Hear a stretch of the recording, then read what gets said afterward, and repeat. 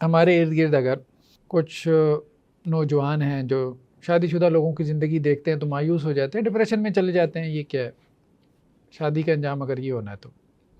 دیکھیں، اگر وہ یہ سوچے، ہم اصل میں دیکھ رہے ہیں کہ زندگی کو دیکھنے کے مختلف پہلو ہیں،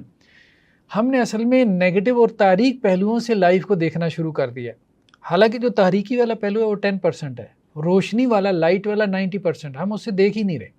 اب اگر میرے ارد گرد 50 فیملیز ہیں جن کو میں جانتا ہوں مثال کے طور پہ، 10 کے حالات خراب ہیں لیکن 40 کے جھگڑے مجھ تک نہیں پہنچتے، تو اس کا مطلب یہ ہے کہ ان 40 کے ٹھیک ہے جھگڑے ہو رہے ہیں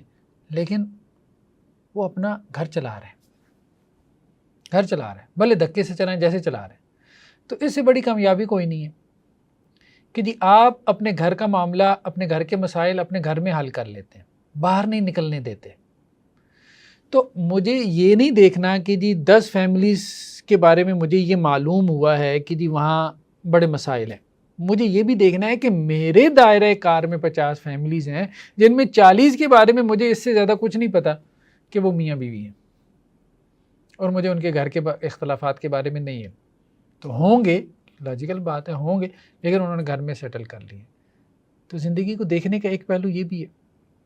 اگر وہ 10 خاندانوں کو دیکھنا شروع کر 10 فیملیز کو، پھر وہ ہمیشہ پریشان رہے گا۔